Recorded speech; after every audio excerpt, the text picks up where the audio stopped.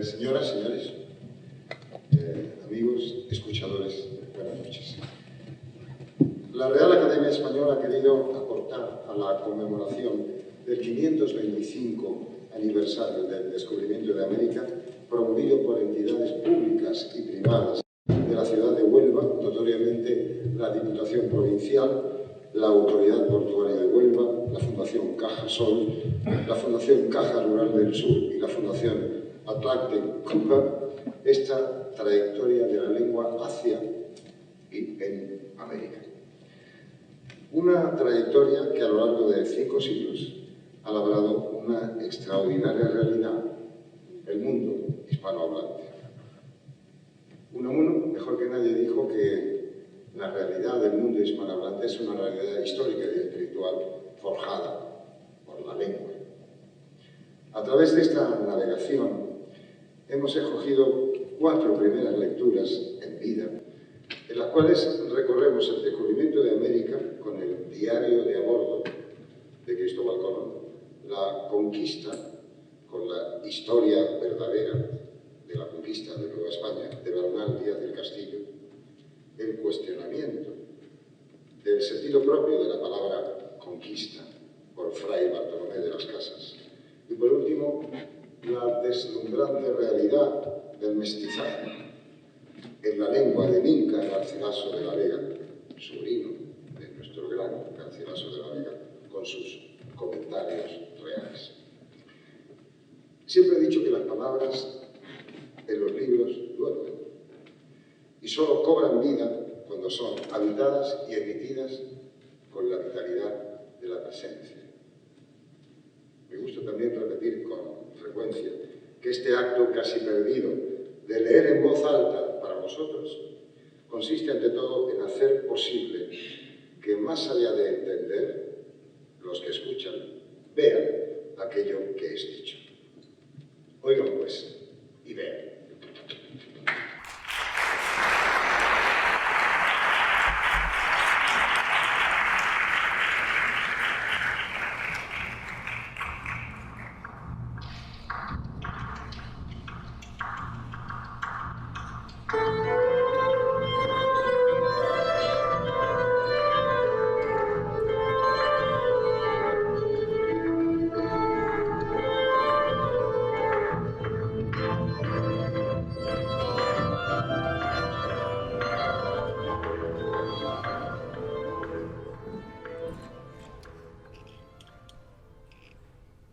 Fue el almirante hombre de bien formada y más que mediana estatura, la cara larga, las mejillas un poco altas, sin declinar a gordo o macilento, la nariz aquilina, los ojos claros y de blanco de color encendido.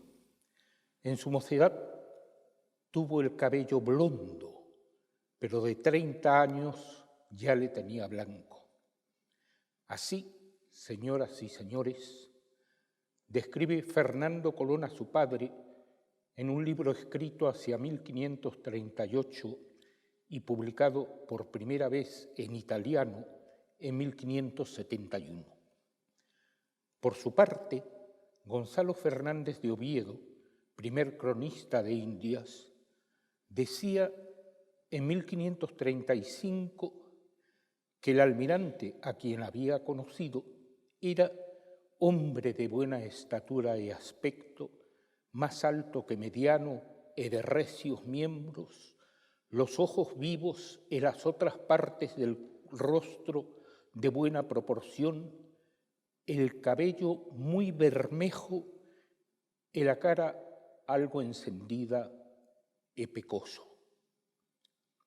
Hay cierta similitud entre ambas descripciones y también una llamativa diferencia. Fernando Colón afirma que su padre era blondo, el texto italiano dice biondo. Esto es extremadamente rubio, que toca casi en blanco, en tanto que Oviedo sostiene que Colón tenía el cabello bermejo, es decir, de color rojo muy subido. Puede que Oviedo atribuyese bermejura al almirante malévolamente, puesto que los Bermejos eran tenidos por cautelosos y astutos.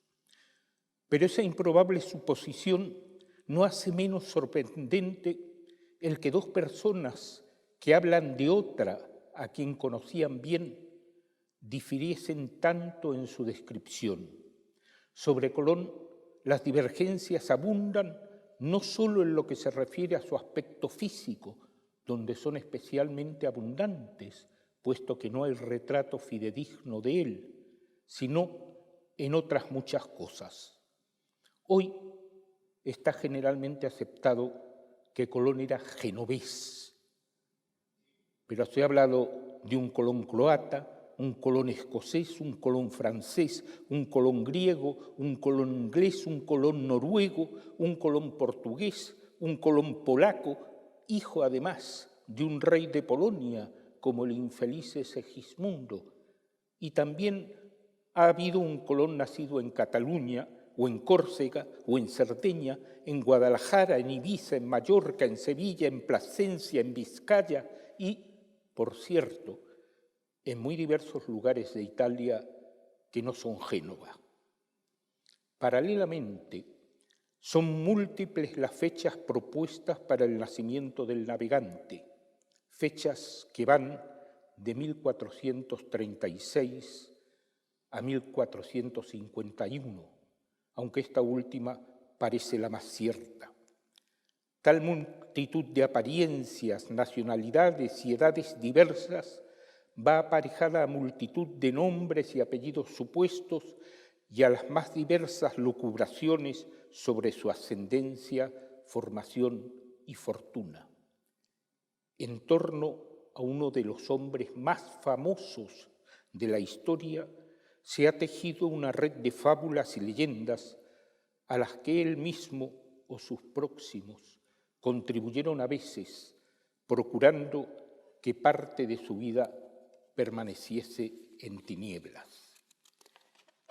Esas tinieblas se disipan considerablemente a partir de la llegada de Colón a Portugal hacia 1476 y aún más a partir de 1484, cuando propone al rey Juan II un proyecto sorprendente que ha madurado durante largo tiempo: viajar a las Indias orientales navegando hacia el poniente.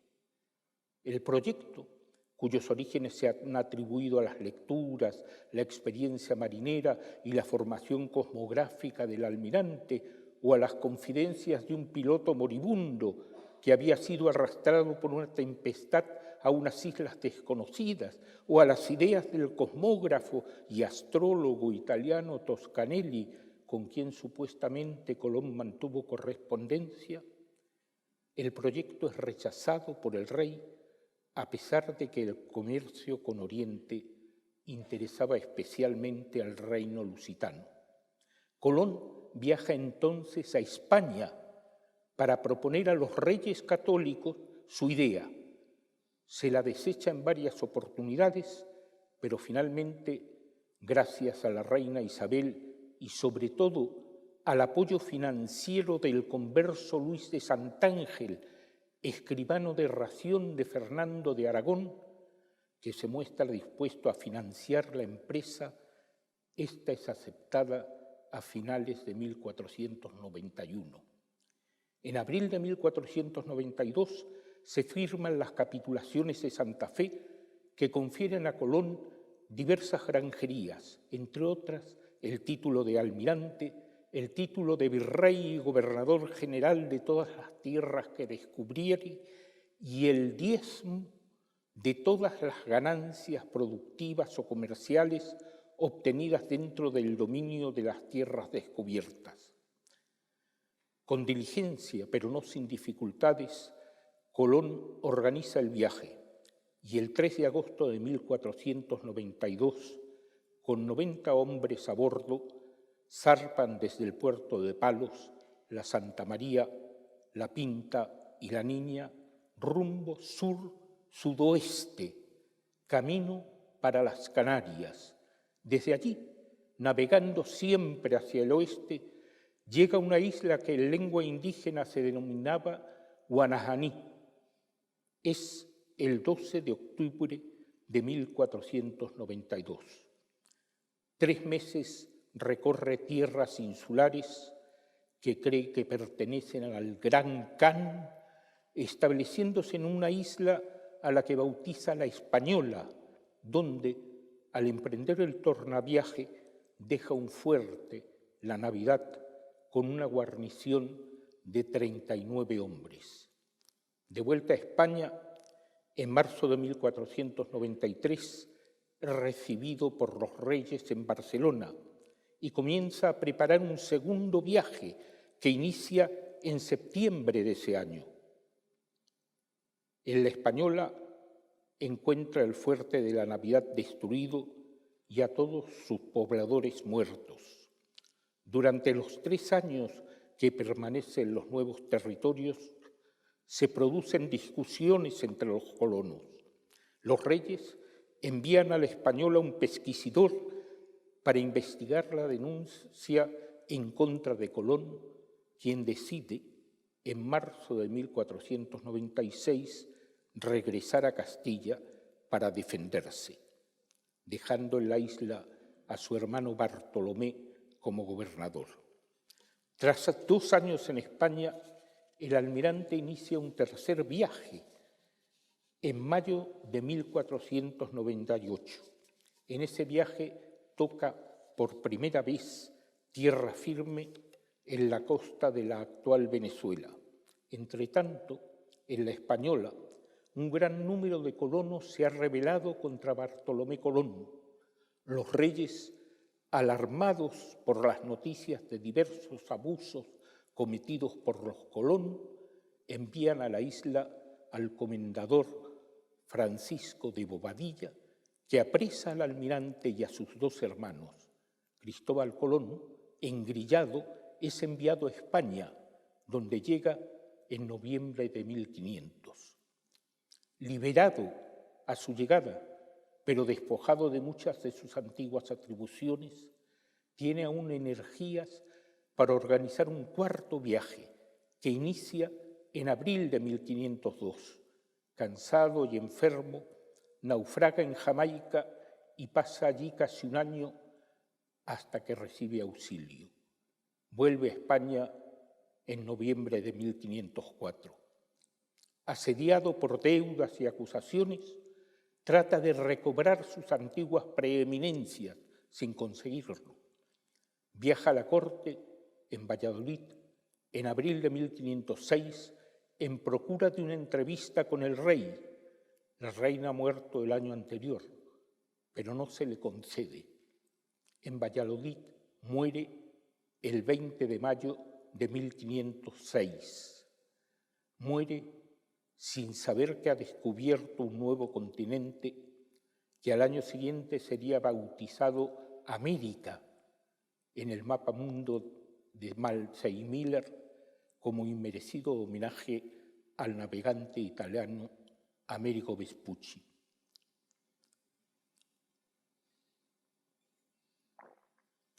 En sus 4 viajes al Nuevo Mundo, Colón escribió diarios o relaciones cuyos originales no han llegado hasta nosotros. Sobre el primero escribió además una carta dirigida al racionero Luis de Santángel, que fue publicada en diversos idiomas europeos ya en 1493. En todos esos documentos emplea el castellano, como en la casi totalidad de los muchos textos, cartas, memoriales, etcétera, que escribió. Ahora bien, el castellano no era la lengua materna de Colón y no sabemos ni dónde ni cuándo la aprendió. Sabemos, sí, que consiente numerosos errores y que, como mostró hace ya muchos años don Ramón Menéndez Pidal, abunda en portuguesismos. Consuelo Varela sostiene que en realidad, como muchos de los marinos de la época, Colón no dominaba totalmente ninguna lengua. El diario del primer viaje que es el primer diario de bitácora conocido en lengua castellana, ha llegado hasta nosotros gracias a una transcripción que de él hizo Fray Bartolomé de las Casas. Las Casas a veces resume lo escrito por Colón y a veces lo reproduce literalmente, empleando en esas ocasiones la primera persona y agregando son palabras del almirante o fórmulas semejantes. En el diario del primer viaje se escuchan, pues, las primeras palabras escritas en español en América, que son, además, las primeras palabras escritas sobre América.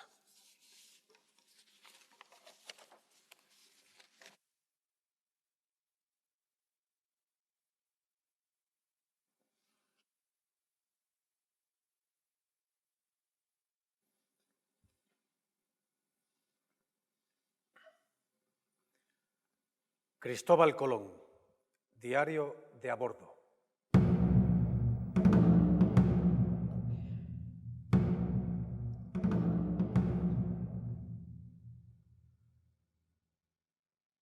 Porque cristianísimos y muy altos y muy excelentes y muy poderosos príncipes, rey y reina de las Españas, nuestros señores, este presente año de 1492, después de vuestras altezas haber dado fin a la guerra de los moros en la muy grande ciudad de Granada, a donde este presente año, por fuerza de armas, vi de poner las banderas reales de vuestras altezas en las torres de la Alfambra. Y luego, en aquel presente mes de enero, por la información que yo había dado de las tierras de India y de un príncipe que es llamado Gran Khan, que quiere decir en nuestro romance Rey de Reyes. Como muchas veces él y sus antecesores habían enviado a Roma a pedir doctores en nuestra santa fe porque le enseñasen en ella, y que nunca el Santo Padre le había proveído, vuestras altezas, como príncipes amadores de la santa fe cristiana y acrecentadores de ella, y enemigos de la secta de Mahoma y de todas idolatrías y herejías, pensaron de enviarme a mí, Cristóbal Colón, a las dichas partidas de India. Y ordenaron que yo no fuese por tierra al oriente, por donde se acostumbra de andar, salvo por el camino de Occidente, por donde hasta hoy no sabemos a cierta fe que haya pasado nadie. Y partí yo de la ciudad de Granada a 12 días del mes de mayo del mismo año de 1492, y vine a la villa de Palos, que es puerto de mar, a donde yo armé 3 navíos muy aptos para semejante fecho. Y partí del dicho puerto muy abastecido a 3 días del mes de agosto del dicho año, antes de la salida del sol con media hora. Y llevé camino de las islas de Canaria, para de allí navegar tanto que yo llegase a las Indias, y dar la embajada de vuestras altezas a aquellos príncipes y cumplir lo que así me habían mandado. Y para esto pensé de escribir todo este viaje muy puntualmente, como adelante se veirá. También, señores príncipes, allende de escribir cada noche lo que el día pasare y el día lo que la noche navegare, tengo propósito de hacer carta nueva de navegar, en la cual situaré toda la mar e tierras del mar océano en sus propios lugares, debajo su viento, y más, componer un libro y poner todo por el semejante por pintura, por latitud del equinocial y longitud del occidente. Y sobre todo cumple mucho que yo olvide el sueño y tiente mucho el navegar.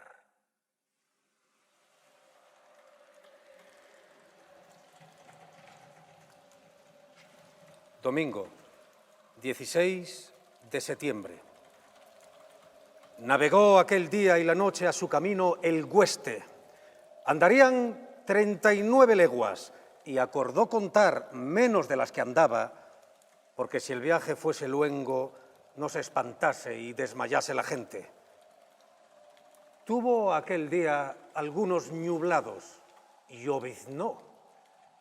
Dice aquí el almirante que hoy y siempre de allí adelante hallaron aires temperantísimos, que era placer grande el gusto de las mañanas, que no faltaba sino oír ruiseñores, y que era el tiempo como por abril en el Andalucía, dice él. Lunes, 17 de septiembre. Navegó a su camino al hueste y andarían en día y noche 50 leguas y más. No asentó sino 47. Tomaron los pilotos el norte marcándolo y hallaron que las agujas noruesteaban una gran cuarta y temían los marineros y estaban penados y no decían de qué. Conociólo el almirante. Mandó que tornasen a marcar el norte en amaneciendo y hallaron que estaban buenas las agujas.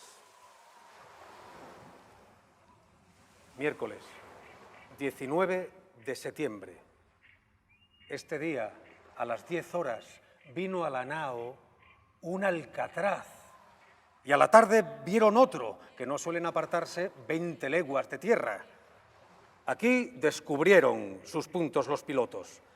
El de la Niña se hallaba de las Canarias 440 leguas, el de la Pinta 420, el de la donde iba el almirante 400 justas. Sábado, 22 de septiembre. Navegó al noroeste, más o menos. Andaría 30 leguas acostándose a una y otra parte. Dice aquí el almirante: mucho me fue necesario este viento contrario, porque mi gente pensaban que no ventaban en estos mares vientos para volver a España. Martes, 25 de septiembre. Este día hubo mucha calma y después ventó. Iba hablando el almirante con Martín Alonso Pinzón, capitán de la otra carabela Pinta, sobre una carta de marear que le había enviado 3 días había, donde, según parece, tenía pintadas el almirante ciertas islas por aquella mar. Y decía el Martín Alonso que estaban en aquella comarca, y respondía el almirante que así le parecía a él, pero puesto que no hubiesen dado con ellas, lo debían de haber causado las corrientes que siempre habían echado los navíos al nordeste y que no habían andado tanto como los pilotos decían. Y estando en esto, subió el Martín Alonso en la popa de su navío y con mucha alegría llamó al almirante pidiéndole albricias, que vía tierra. Y cuando se lo oyó decir con afirmación el almirante, dice que se echó de rodillas a dar gracias a nuestro Señor. Y el Martín Alonso decía gloria con excelsis Deo con su gente. Subiéronse todos sobre el mástil y en la jarcia y todos afirmaron que era tierra y al almirante así pareció. Miércoles, 26 de septiembre. Mandó el almirante dejar su camino, que era el oeste, y que fuesen todos al sueste, a donde había aparecido la tierra. Navegó hasta conocer que lo que decían que había sido tierra no lo era, sino cielo.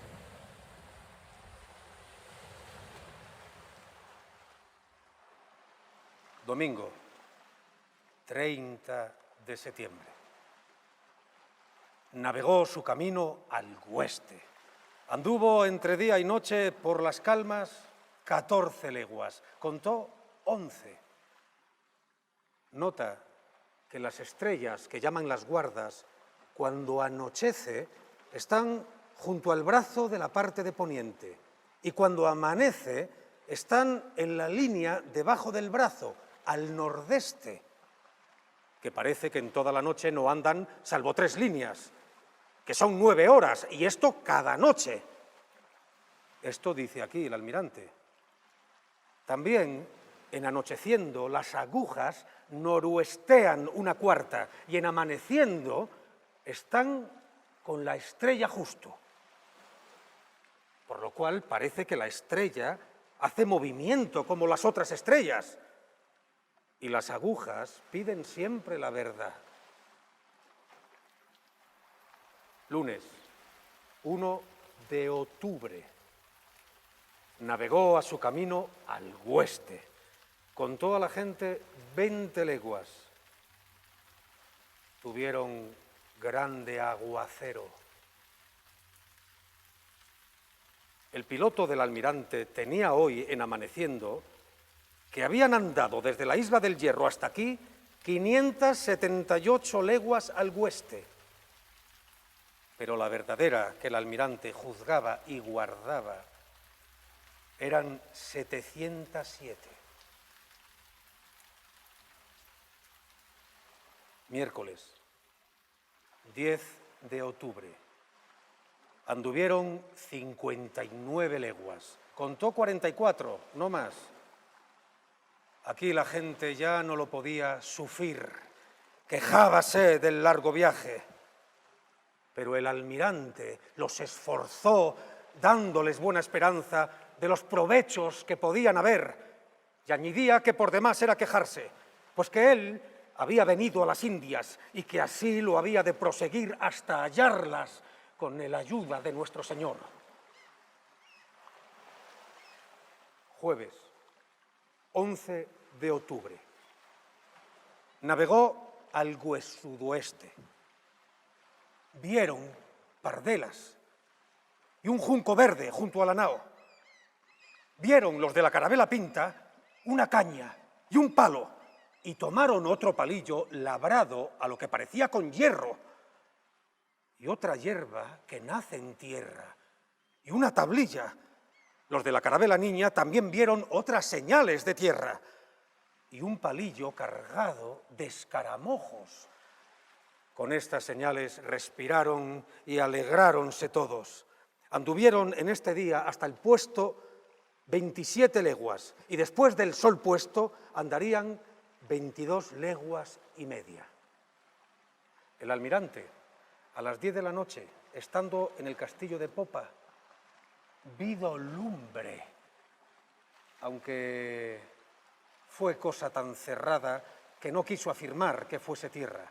Pero llamó a Pero Gutiérrez, repostero de estrados del rey, y díjole que parecía lumbre, que mirase él. Y así lo hizo. Y vídola. Díjolo también a Rodrigo Sánchez de Segovia, que el rey y la reina enviaban en la armada por veedor, el cual no vido nada, porque no estaba en el lugar do la pudiese ver. Después que el almirante lo dijo, se vido una vez o dos, y era como una candelilla de cera que se alzaba y levantaba, lo cual a pocos pareciera ser indicio de tierra, pero el almirante lo tuvo por cierto, por lo cual rogó que hiciesen buena guarda al castillo de proa y mirasen bien por la tierra, y que al que le dijese primero que la vía, le daría luego un jubón de seda, sin las otras mercedes que los reyes habían prometido, que eran 10.000 maravedíes de juro a quien primero la viese. A las 2 horas después de medianoche, pareció la tierra. Esta tierra vido primero un marinero que se decía Rodrigo de Triana.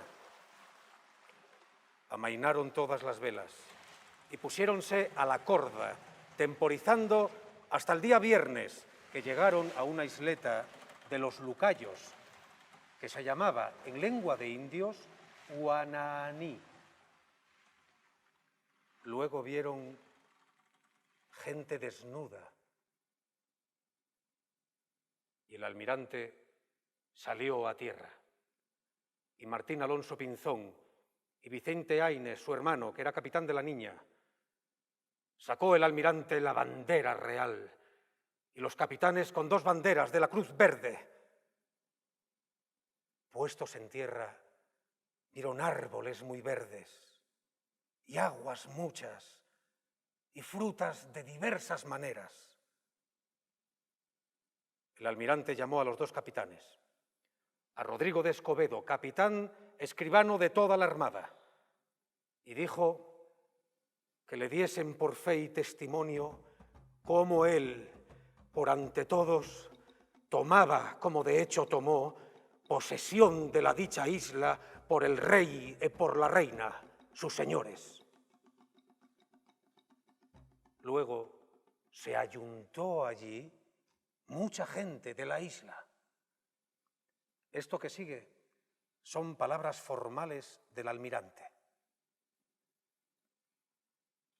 Yo, dice él, porque nos tuviesen mucha amistad, porque conocí que era gente que mejor se libraría y convertiría a nuestra santa fe con amor que no por fuerza, les di a algunos de ellos unos bonetes colorados y unas cuentas de vidro que se ponían al pescuezo y otras cosas muchas de poco valor, con que hubieron mucho placer, los cuales después venían a las barcas de los navíos nadando y nos traían papagayos y hilo de algodón en ovillos y azagallas y otras cosas muchas, y nos las trocaban por otras cosas que nos les dábamos, como cuentecillas de vidro y cascabeles.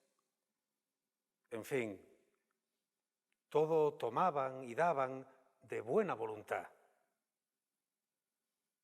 Mas me pareció que era gente muy pobre de todo. Ellos andaban todos desnudos, como su madre los parió. Y también las mujeres. Y todos los que yo vi eran todos mancebos, que ninguno vi de edad de más de 30 años. Muy bien hechos, de muy buenas caras y muy hermosos cuerpos. Los cabellos gruesos, cuasi como seda de colas de caballos. De ellos son de la color de los canarios, ni negros ni blancos, y de ellos se pintan de blanco y de colorado las caras y todo el cuerpo. Ellos no traen armas, ni las conocen, porque les amostré espadas y las tomaban por el filo y se cortaban con ignorancia. No tienen algún fierro, sus azagallas son unas varas y algunas de ellas tienen al cabo un diente de pece. Ellos deben ser buenos servidores y de buen ingenio, y creo que ligeramente se harían cristianos, que me pareció que ninguna secta tenían. Yo, placiendo a nuestro Señor, levaré de aquí al tiempo de mi partida 6 a vuestras altezas para que deprendan fablar. Sábado, 13 de octubre. Luego que amaneció, vinieron muchos de estos hombres a la nao con almadías, que son hechas del pie de un árbol, como un barco luengo y todo de un pedazo y labrado muy a maravilla, y grandes, en que algunas venían 40 y 45 hombres, y otras más pequeñas en que venía un solo hombre. Remaban con una pala como de fornero, y si se les trastorna, luego se echan todos a nadar y la enderezan y vacían con calabazas que traen ellos. Y yo estaba atento de saber si había oro. Y vide que algunos de ellos traían un pedazuelo colgado en un agujero que tienen a la nariz. Y por señas pude entender que, yendo al sur, que estaba allí un rey que tenía grandes vasos de ello. Trabajé que fuesen allá. Y después vi que no entendían. Determiné así ir al sudoeste. Quiero ver si puedo topar a la isla de Zipango.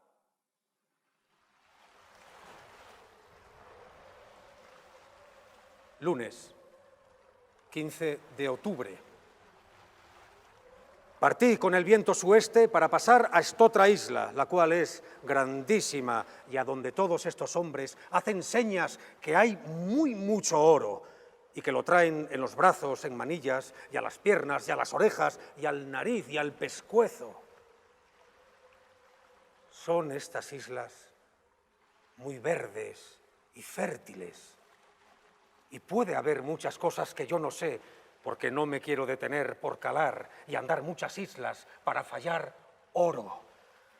No puedo errar con el ayuda de nuestro Señor, que yo no le falle a donde nace.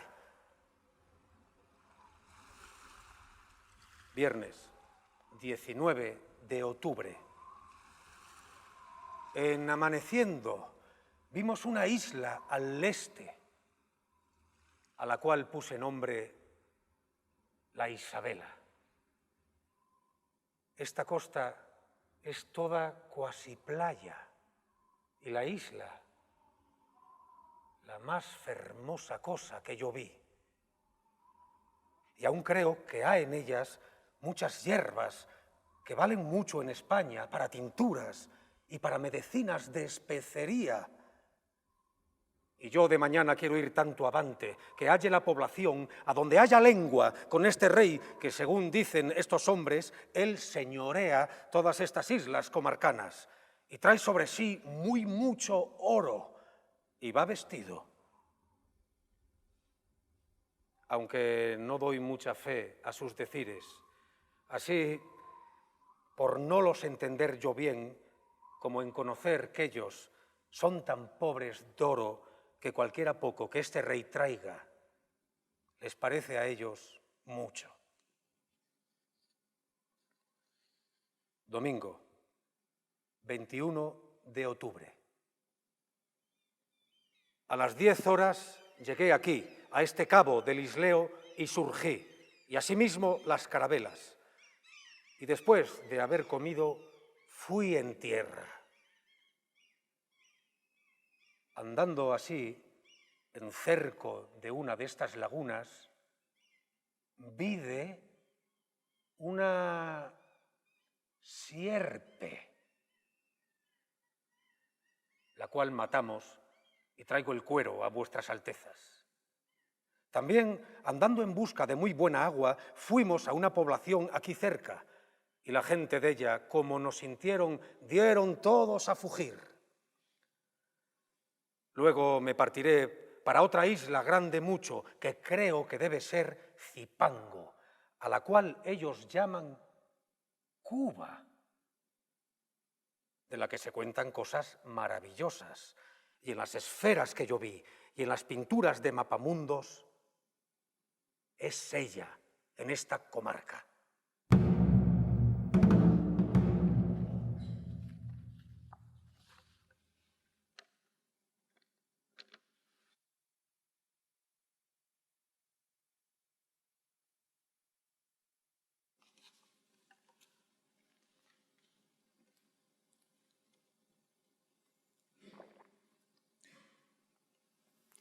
La intención casi obsesiva del almirante, una vez en las nuevas tierras, es llegar a Zipango, la gran isla asiática riquísima en oro, descrita por Marco Polo en el siglo XIII. Cree entender a los indígenas que Zipango es la que ellos llaman Cuba, pero no descubre allí las riquezas que se promete.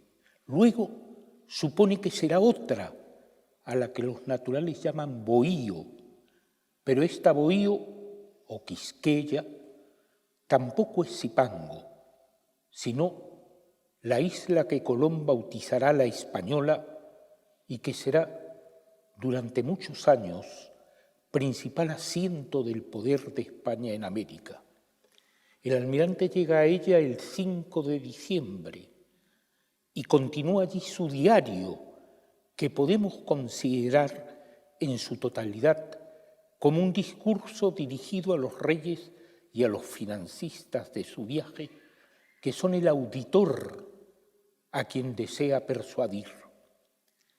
Entre los rasgos más llamativos de ese discurso está la utilización de una especie de lo que en retórica se llama ductus subtilis, esto es, la simulación de una opinión determinada con la intención de conseguir en el oyente un efecto diverso a esa opinión, del cual voy a poner dos ejemplos.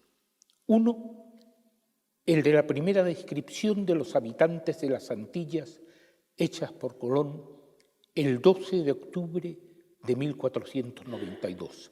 Allí, como ustedes ya saben, los presenta como hombres naturalmente buenos, desnudos como su madre los parió, de hermosos cuerpos y buena cara, de buena estatura de grandeza y buenos gestos bien hechos. Pero agrega entre esos elogios dos frases también aparentemente alabanciosas que quizá permitan otra lectura. Dice: ellos no traen armas ni las conocen, porque les amostré espadas y las tomaban por el filo y se cortaban con ignorancia. Y se cortaban con ignorancia. Es un hallazgo estilístico, pero en el total de la oración no es difícil leer en segundo plano que aquella pacífica e inerme gente no ofrecería demasiada resistencia a ser dominada, cosa que se reafirma y matiza en otro fragmento del diario en el mismo día. Ellos deben ser buenos servidores y de buen ingenio, que veo que muy presto dicen todo lo que les decía y creo que ligeramente se harían cristianos, que me pareció que ninguna secta tenían. Cierto es que la evangelización de los naturales es una de las preocupaciones expresas del almirante y sus primeras palabras el día del descubrimiento están dedicadas a ella. Pero aquí se agrega a esa preocupación un curioso inciso: ellos deben ser buenos servidores, que se reafirma brutalmente el 16 de diciembre, ya en la Española, cuando escribe: crean vuestras altezas que esta isla y todas las otras que son aquí son suyas como Castilla, que aquí no falta salvo asiento y mandarlos a hacer lo que quisieren, porque yo, con esta gente que traigo, que no son muchos, correría todas estas islas sin afrenta. Ellos no tienen armas y son todos desnudos y de ningún ingenio en las armas y muy cobardes, que 1000 no aguardarían 3, y así son buenos para les mandar y les hacer trabajar, sembrar y hacer todo lo otro que fuere menester, y que hagan villas y se enseñen a andar vestidos y a nuestras costumbres. Un segundo ejemplo. Colón no oculta el interés crematístico, comercial que tiene su empresa y expresa ese interés directamente, en especial cuando habla del oro. Y yo estaba atento y trabajaba de saber si había oro y vi que algunos de ellos traían un pedazuelo colgado en un agujero que tienen en la nariz, y por las señas pude entender que yendo al sur o volviendo la isla por el sur, que estaba allí un rey que tenía grandes vasos de ellos y tenía muy mucho. Escribe el 13 de octubre y repite varias veces a lo largo del diario su interés por el áureo metal. Hay, empero, un aspecto del valor comercial de las tierras que va descubriendo, que expresa menos directamente y que envuelve, por decirlo así, en una real emoción y en una alta afectividad. Es la descripción de la naturaleza del Nuevo Mundo, cuya belleza, sin embargo, no hace al almirante olvidar su posible utilidad económica. Me salí con estos capitanes y gente a ver las islas, que si las otras ya vistas son muy hermosas y verdes y fértiles, esta es mucho más y de grandes arboledos y muy verdes. Aquí es unas grandes lagunas y sobre ellas y a la rueda es el arboledo en maravilla, y aquí en toda la isla son todos verdes y las hierbas como en abril en el Andalucía, y el cantar de los pajaritos, que parece que el hombre nunca se querría partir de aquí, y las manadas de papagayos que oscurecen el sol, y aves y pajaritos de todas maneras y tan diversas de las nuestras, que es maravilla. Y después hay árboles de mil maneras, y todo de su manera frutos, y todos huelen, que es maravilla, que yo estoy el más apenado del mundo de no conocerlos, porque soy bien cierto que todos son cosa de valía, y de ellos traigo la muestra, y asimismo de las hierbas. Dice el 21 de octubre, repitiendo mucho de lo que ya ha dicho de otras islas. Pues a pesar del interés, a pesar de la necesidad de justificar su empresa ante los reyes y sobremanera ante quienes habían financiado el viaje, el almirante siente real admiración por el nuevo mundo al que ha llegado. Esa admiración se traduce literariamente en frecuentes sobrepujamientos. Cada isla es más bella que la anterior. Los árboles son tan viciosos que las hojas dejan de ser verdes y son prietas de verdura. Y cuando el sobrepujamiento no es suficiente, se postula como indecible lo descubierto, o se utilizan los medios afectivos de la persuasión que sirven para convencer al auditor, sorprendiéndolo, deleitándolo o complaciéndolo. Y ya que estamos empleando términos retóricos, permítanme una digresión final. Poco después del regreso de Colón a España tras su primer viaje, el Papa Alejandro VI dictó una bula el 4 de mayo de 1493, por la cual se concedía a los reyes de España y a sus herederos y sucesores el dominio perpetuo sobre todas las islas y tierras firmes halladas y que se hallaren descubiertas y que se descubriesen hacia el occidente y mediodía, fabricando una línea del polo ártico al polo antártico, la cual línea dista de las Azores y Cabo Verde 100 leguas hacia el occidente y mediodía. Ese documento papal, parcialmente modificado en 1494 por el Tratado de Tordesillas entre Portugal y España, era el único título jurídico de dominio que la corona española podía invocar para emprender y llevar a cabo la conquista del inmenso y todavía casi desconocido continente que se llamaría América. Aún así, antes de mediados del siglo XVI, aproximadamente todo lo que hoy es Hispanoamérica estaba bajo dominio español. A partir de la zona del Caribe, la conquista se extiende en los primeros años del XVI a buena parte de la costa atlántica del norte de América del Sur. Los territorios conquistados sirven de punto de partida a nuevas expediciones. Desde Puerto Rico salen los barcos que descubrirán la Florida en 1512. Hernán Cortés zarpa con las huestes que conquistarán México en 1519 desde Cuba. Desde México mismo se incursiona hacia el sur de los actuales Estados Unidos y hacia América Central. Desde Panamá, Francisco Pizarro inicia la conquista del Perú en 1532. Y desde Perú salen las expediciones que van a Chile, a Paraguay y a Bolivia en años sucesivos. En menos de medio siglo, España domina un territorio de cerca de 12 millones de kilómetros cuadrados y comienza a establecer firmemente las bases de la organización colonial del continente conquistado. El dominio de los nuevos territorios es acompañado por su hispanización, esto es, por la imposición del español como lengua dominante.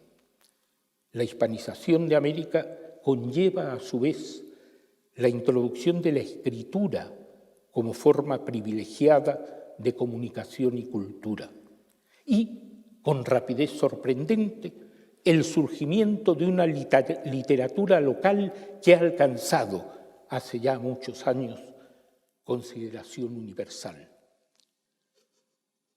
Más allá de su no perfecto castellano, más allá de su intención manifiesta u oculta, más allá de los defectos o virtudes de quien lo escribió, el diario del primer viaje de Cristóbal Colón está en el origen de todos esos hechos, si no siempre admirables, indiscutiblemente portentosos.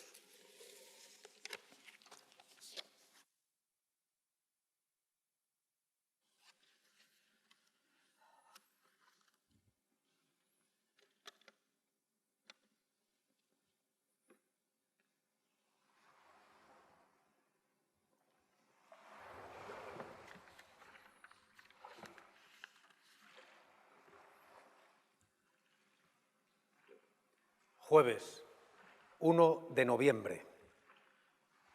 En saliendo el sol envió el almirante las barcas a tierra y vinieron luego a los navíos más de 16 almadías o canoas con algodón hilado, de las cuales mandó el almirante que no se tomase nada, porque supiesen que no buscaba salvo oro, a que ellos llaman nucay. Esta gente, dice el almirante, es de la misma costumbre de los otros hallados, sin ninguna secta que yo conozca. Antes dicen la salve y el Ave María con las manos al cielo, como le amuestran, y hacen la señal de la cruz. Toda la lengua también es una, y todos amigos. Y creo que sean todas estas islas, y que tengan guerra con el gran Can, a que ellos llaman Kabila. Y es cierto, dice el almirante, que esta es la tierra firme, y que estoy, dice él, ante Zaitó y Quinsay. Viernes, 2 de noviembre. Acordó el almirante enviar 2 hombres españoles. El uno se llamaba Rodrigo de Jerez, y el otro era un Luis de Torres, y había sido judío, y sabía, diz, que hebraico y caldeo, y aun algo de arábigo. Dióles muestra de especería para ver si alguna de ellas topasen. Dióles instrucción de cómo habían de preguntar por el rey de aquella tierra y lo que le habían de hablar de parte de los reyes de Castilla. Dióles 6 días de término para que volviesen. Domingo, 4 de noviembre. Mostró el almirante a unos indios de allí canela y pimienta de la que llevaba de Castilla para muestra. Y conociéronla y dijeron por señas que cerca de allí había mucho de aquello al camino del sueste. Mostróles oro y perlas. Y respondieron ciertos viejos que en un lugar que llamaron Bohío había infinito. Entendió también que lejos de allí había hombres de un ojo y otros con hocico de perro que comían los hombres y que en tomando uno lo degollaban y le bebían la sangre y le cortaban su natura. Determinó de volver a la nao el almirante a esperar los dos hombres que había enviado para determinar de partirse a buscar aquellas tierras. Dice más el almirante: esta gente es muy mansa y muy temerosa, sin armas y sin ley. Estas tierras son muy fértiles. Ellos las tienen llenas de mames, que son como zanahorias que tienen sabor de castañas. Y tienen fajones y fabas muy diversas de las nuestras, y otras 1000 maneras de frutas que me no es posible escribir, y todo debe ser cosa provechosa. Martes, 6 de noviembre. Ayer en la noche, dice el almirante, vinieron los dos hombres que había enviado a ver la tierra dentro, y le dijeron que los habían recibido con gran solemnidad, y les besaban las manos y los pies, maravillándose y creyendo que venían del cielo. Mostraron la canela y pimienta y dijéronles por señas que mucha de ella había cerca de allí al sueste, pero que en allí no sabían si la había. Miércoles, 21 de noviembre. Al sol salido, navegó al este con viento sur. Este día se apartó Martín Alonso Pinzón con la carabela Pinta, sin obediencia y voluntad del almirante, por cudicia. Diz que pensando que un indio que el almirante había enviado poner en aquella carabela le había de dar mucho oro. Martes, 27 de noviembre. Dice aquí el almirante estas palabras: ¿cuánto será el beneficio que de aquí se puede haber? Yo no lo escribo. Es cierto, señores príncipes, que donde hay tales tierras que debe de haber infinitas cosas de provecho. Mas yo no me detengo en ningún puerto, porque querría ver todas las más tierras que yo pudiese para hacer relación de ellas a vuestras altezas. Y también no sé la lengua, y la gente de estas tierras no me entienden, ni yo a ellos. Y estos indios que yo traigo, muchas veces le entiendo una cosa por otra al contrario. Ni fío mucho de ellos, porque muchas veces han probado a fugir. Mas agora, placiendo a nuestro Señor, veré lo más que yo pudiere, y poco a poco andaré entendiendo, y faré enseñar esta lengua. Domingo, 16 de diciembre. A la medianoche, con el ventezuelo de tierra, halló una canoa con un indio solo en ella. Hízolo meter en la nao y llevólo hasta una población. El indio fuese luego con su canoa a tierra y dan nuevas del almirante. Y luego vinieron más de 500 hombres, y desde a poco vino el rey de ellos.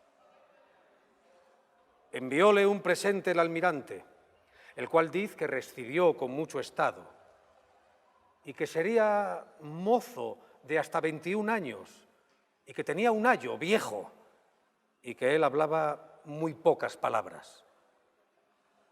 Este rey y todos los otros andaban desnudos, y son los más hermosos hombres y mujeres que hasta allí hubieron hallado, harto blancos, que si vestidos anduviesen y se guardasen del sol y del aire, serían cuasi tan blancos como en España. Martes, 18 de diciembre. Estuvo en aquella playa Surto este día porque no había viento. El rey de aquella isla española, estando el almirante comiendo, llegó a la nao con toda su gente. Y dice el almirante a los reyes: él, así como entró en la nao, halló que estaba comiendo a la mesa y se vino a sentar a par de mí. Yo pensé que él tenía a bien de comer de nuestras viandas. Mandé luego traerle cosas que él comiese. Y él comía un bocado y después dábalo todo a sus consejeros y al ayo. Yo vi que le agradaba un arambel que yo tenía sobre mi cama. Yo se lo di. Y unas cuentas muy buenas de ámbar que yo traía al pescuezo, y unos zapatos colorados, y una almarraja de agua de azahar, de que quedó tan contento que fue maravilla. Y él y su ayo llevan grande pena porque no me entendían, ni yo a ellos. Con todo le conocí, que me dijo que toda la isla estaba a mi mandar. Yo le dije que vuestras altezas mandaban y señoreaban todo lo mejor del mundo, y les mostré las banderas reales y las otras de la cruz, de que él tuvo en mucho.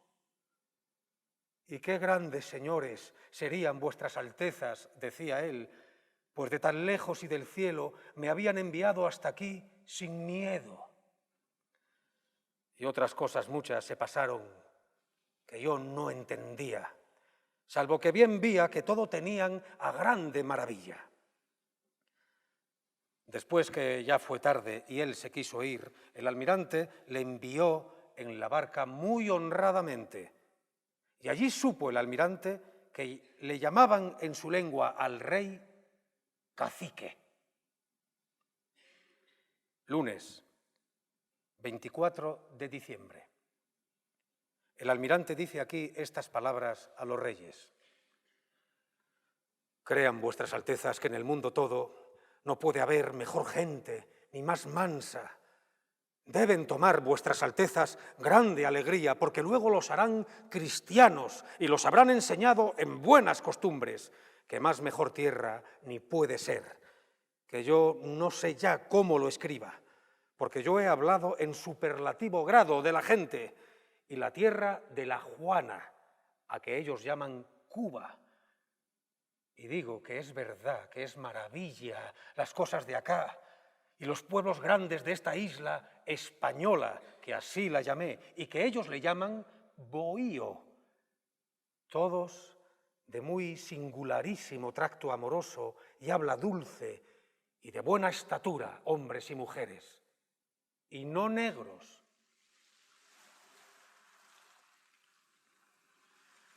Martes, 25 de diciembre, día de Navidad. Navegando con poco viento, acordó el almirante echarse a dormir.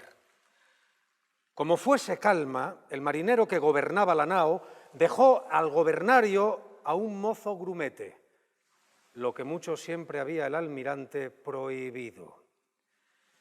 A las 12 horas, el mozo, que sintió el gobernalle y oyó el sonido de la mar, dio voces, a las cuales salió el almirante, y fue tan presto que aún ninguno había sentido que estuviesen encallados.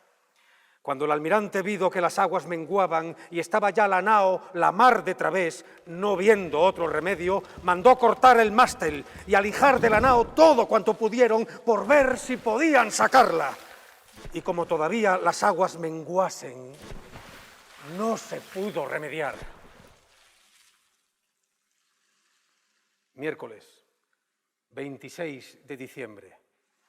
Hoy, al salir el sol, vino el rey de aquella tierra a la carabela Niña, donde estaba el almirante. Y cuasi llorando, le dijo que no tuviese pena, que él le daría cuanto tenía y cuantas canoas pudiesen cargar y descargar la nao y poner en tierra cuanta gente quisiese. Tanto, dice el almirante, son fieles y sin codicia de lo ajeno. Y así era sobre todos aquel rey virtuoso. El rey comió en la carabela con el almirante y después salió con él en tierra, donde dice que el comienzo fue sobre el habla de los caníba, que ellos llaman caribes, que los vienen a tomar y traen arcos y flechas sin hierro. El almirante le dijo por señas que los reyes de Castilla mandarían destruir a los caribes y mandó el almirante tirar una lombarda. Y viendo el efecto que su fuerza hacía, quedó maravillado. Y cuando su gente oyó los tiros, cayeron todos en tierra. Trujeron al almirante una gran carátula que tenía grandes pedazos de oro en las orejas y en los ojos. El almirante recibió mucho placer de estas cosas que veía y se le templó la angustia que tenía de la pérdida de la nao. Y conoció que nuestro Señor había hecho encallar allí la nao porque hiciese allí asiento. Y a esto, dice él, vinieron tantas cosas a la mano que verdaderamente no fue aquel desastre, salvo gran ventura, porque es cierto, dice él, que si yo no encallara, que yo fuera de largo, sin surgir en este lugar, ni este viaje, dejar aquí gente. Agora tengo ordenado de hacer una torre y fortaleza, todo muy bien, y una grande cava para hacer de ellas mantenimientos de pan y vino. Así que todo es venido mucho a pelo para que se faga este comienzo. Miércoles, 2 de enero. Salió de mañana en tierra para se despedir del rey Guacanagari e partirse en nombre del Señor, e diole una camisa suya. Y mostróle la fuerza que tenían y efecto que hacían las lombardas, diciendo al cacique que no hubiese miedo a los caribes aunque viniesen. Todo esto diz que hizo el almirante porque tuviese por amigos a los cristianos que dejaba y por ponerle miedo que los temiese. Dejó en aquella isla española 39 hombres con la fortaleza. Domingo, 6 de enero. Después de mediodía, vido venir la carabela pinta. Vino Martín Alonso Pinzón a la carabela niña a se excusar diciendo que se había partido de él contra su voluntad, dando razones para ello. Pero el almirante dice que eran falsas todas y que con mucha soberbia y codicia se había apartado aquella noche que se apartó de él y que no sabía, dice el almirante, de dónde le hubiese venido las soberbias y deshonestidad, las cuales quiso el almirante disimular, por no dar lugar a las malas obras de Satanás que deseaba impedir aquel viaje. Martes, 8 de enero. Por el viento mucho que ventaba, no partió este día, y aunque tenía voluntad de costear toda la costa de aquella española, acordó volverse a España y no parar más para dar buen fin a su viaje.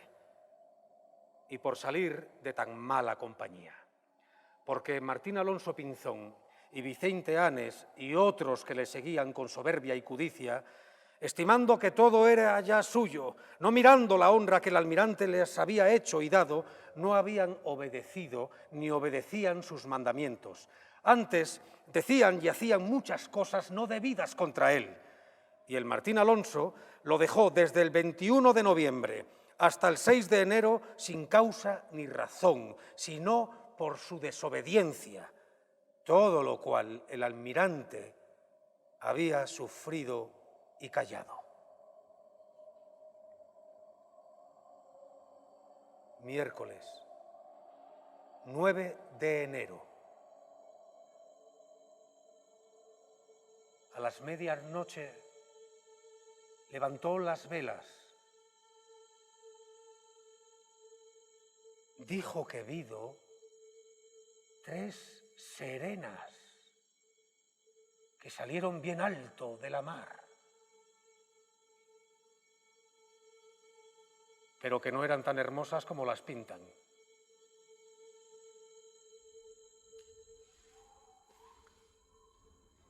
Jueves, 7 de febrero, navegó esta noche al leste. Andaría 10 millas por hora y así en 13 horas 130 millas, que son 32 leguas y media. En esta mañana vieron los marineros hierba, de la que hay mucha en las islas de los Azores. Miércoles, 13 de febrero.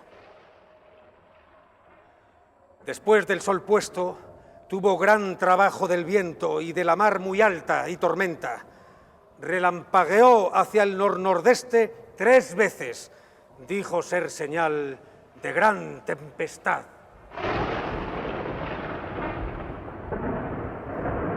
Jueves, 14 de febrero. Esta noche creció el viento y las olas eran espantables, contraria una de otra, que cruzaban y embarazaban el viento, que no podía pasar adelante ni salir de entre medias de ellas, y quebraban en él. Crecía mucho la mar y el viento, y viendo el peligro grande, comenzó a correr a popa, donde el viento le llevase, porque no había otro remedio. Entonces comenzó a correr también la carabela Pinta, y desapareció. El almirante y toda la gente hicieron voto de, en llegando a la primera tierra, ir todos en procesión a hacer oración en una iglesia que fuese de la invocación de Nuestra Señora. Allende los votos generales o comunes, cada uno hacía en especial su voto, porque ninguno pensaba escapar de las mares y los vientos que parecía que levantaban la carabela en los aires. Ayudaba a acrecentar el peligro que venía el navío con falta de lastre, por haberse alivianado la carga, siendo ya comidos los bastimentos y el agua y el vino bebido, lo cual, por cudicia del próspero tiempo que entre las islas tuvieron, no proveyó el almirante. El remedio que para esta necesidad tuvo fue, cuando hacerlo pudieron, henchir las pipas que tenían vacías de agua de la mar, y con esto en ella se remediaron. Escribe aquí el almirante que el deseo que tenía de llevar estas nuevas tan grandes y mostrar que había salido verdadero en lo que había dicho y proferídose a descubrir, le ponía en grandísimo miedo de no lo conseguir. Confortábale, por otra parte, las mercedes que Dios le había hecho en dalle tanta victoria, descubriendo lo que descubierto había, y cumplídole Dios todos sus deseos, habiendo pasado en Castilla, en sus despachos, muchas adversidades y contrariedades, y que como antes hubiese puesto su fin y enderezado todo su negocio a Dios y dado todo lo que había pedido, debía creer que le llevarían salvamento. Así que dice que no debería temer la dicha tormenta, mas su flaqueza y congoja, dice él, no me dejaba asensar la ánima. Y porque si se perdiese con aquella tormenta, los reyes hubiesen noticia de su viaje, tomó un pergamino y escribió en él todo lo que pudo de todo lo que había hallado, rogando a quien lo hallase que lo llevase a los reyes. Este pergamino envolvió en un paño encerado y atado muy bien, y mandó traer un gran barril de madera y púsolo en él, sin que ninguna persona supiese qué era, y así lo mandó echar en la mar.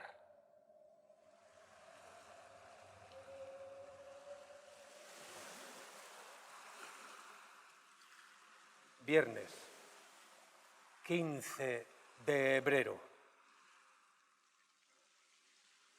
Ayer, después del sol puesto, comenzó a mostrarse claro el cielo de la banda del Güeste. Todavía la mar era altísima, aunque iba algo bajándose. Anduvo al les-nordeste 4 millas por hora y en 13 horas de noche fueron 13 leguas. Después del sol salido, vieron tierra. El almirante se hallaba ya en tierras de Castilla.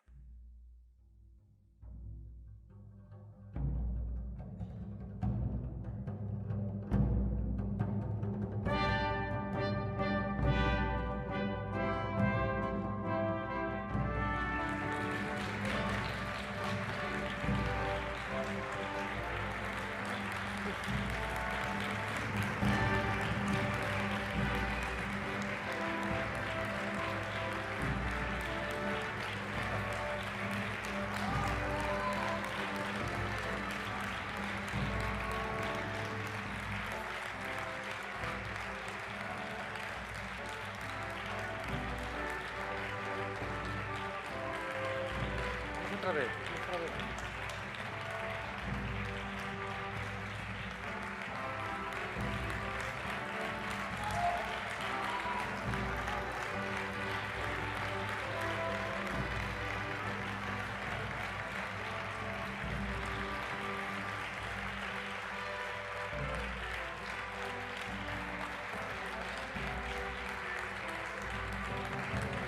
Vamos otra vez que hay otro.